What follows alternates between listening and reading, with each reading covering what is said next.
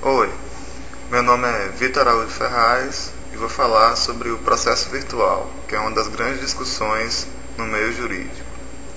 Nos dias atuais, a estatística revela que o judiciário brasileiro, as esferas federal e estadual, está abarrotado de processos pendentes de julgamento, em função da crescente demanda resultante, principalmente das ações em que o poder público é parte interessada e também das novas e importantes tutelas jurídicas criadas pela vigente Constituição Federal. Alguns altos agentes do Poder Judiciário reclamam, com razão, a falta de recursos humanos e materiais para atender a esse progressivo aumento do serviço forense. Com efeito, a todo instante, sente-se a necessidade de admitir mais magistrados e serventuários e até de construir novos estabelecimentos para o fórum de primeiro e segundo grau de jurisdição. Sob certo aspecto administrativo, isso pode criar um caos tal no setor que mesmo um poderoso contingente de funcionários que ocupam grandes espaços físicos não conseguiriam solucionar a morosidade do serviço público judicial, tão reclamada de forma repetida pelos jurisdicionados. Observa-se que seria mais conveniente, dentro do possível, é claro, direcionar os minguados recursos financeiros para as áreas de planejamento e da pesquisa, tendo como meta final o aprimoramento da prestação jurisdicional nos cartórios, secretarias e nos gabinetes dos magistrados. Para a consecução desse objetivo, desponta a necessidade, primeiro, de reforma da legislação processual, editada somente de forma codificada. 2. Dessa legislação ser compatível com as técnicas exigidas pela ciência da computação, notadamente para o funcionamento em rede mundial. 3. Da criação e implantação de sistemas informatizados inteligentes, que são os softwares. 4. De que esses sistemas permitam a automação dos cartórios e secretarias e também para a transmutação do processo físico para o virtual, deixando assim tudo de forma digital. Bem, mas informatizar o judiciário, isso é possível?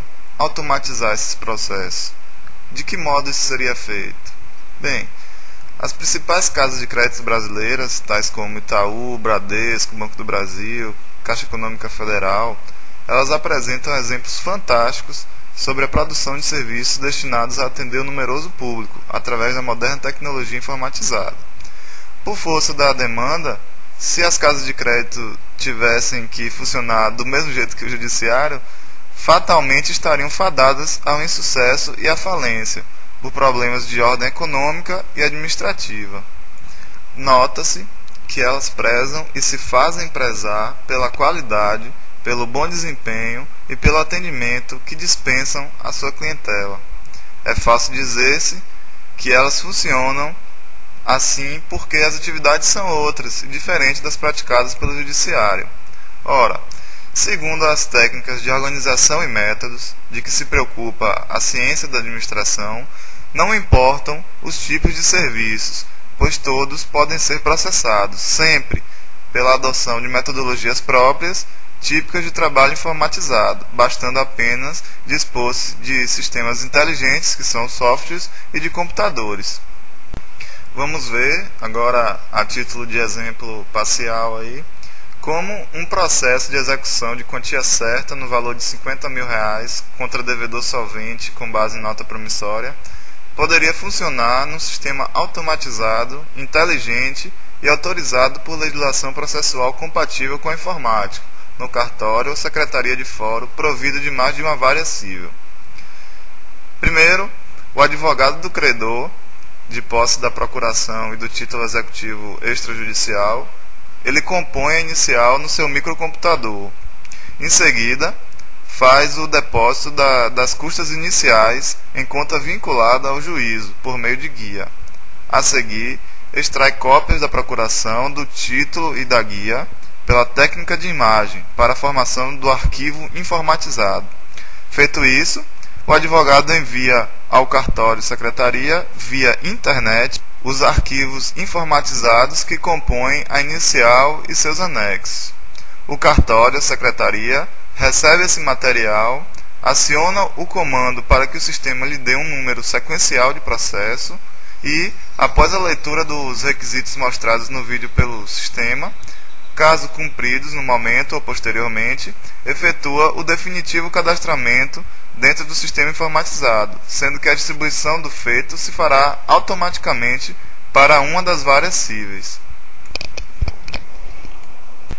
Ao fazer a distribuição, o sistema, também automaticamente, expede o ato de citação para que seja cumprido, ou pelo oficial de justiça, ou pelo correio, ou pelo fax, por e-mail, ou ainda por outro meio de comunicação permitido pelo Código Processual ou de organização judiciária.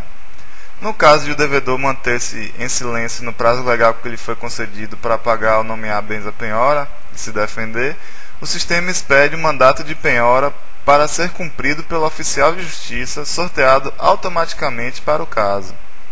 O devedor poderá efetuar o depósito no valor reclamado pelo credor e respectivos acessórios através de guia já preenchida, denominada, por exemplo, DAJ, Documento de Arrecadação Judicial, que acompanhará o instrumento citatório com menção de que os valores serão atualizados de acordo com o índice monetário informado.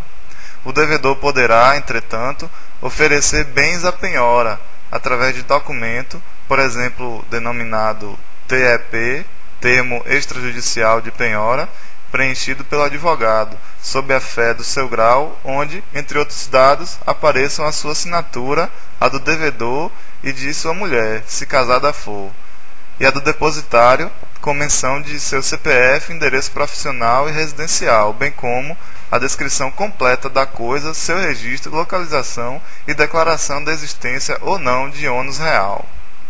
O advogado do devedor, de posse da procuração e do TEP, extrai cópias pela técnica de imagem para a formação de arquivo informatizado. Feito isso, o advogado envia pela internet os arquivos informatizados que são automaticamente inseridos no processo virtual em andamento. A partir da data de envio dessas peças processuais, começa a correr para o devedor o prazo legal de 10 dias para opor-se por meio de embargos e ou de simples petição no processo de execução, cujas peças processuais são enviadas pela internet. Assim que o advogado do credor fizer procura no sistema sobre o andamento do seu processo de execução, começa a correr igual prazo para querendo impugnar os embargos à execução. É nos embargos ou no processo de execução que o devedor ou o credor pode opor-se à penhora efetivada, cabendo ao juiz decidir mediante despacho sobre a apontada irregularidade do ato e, conforme o caso, determinar o cumprimento de sua decisão interlocutória.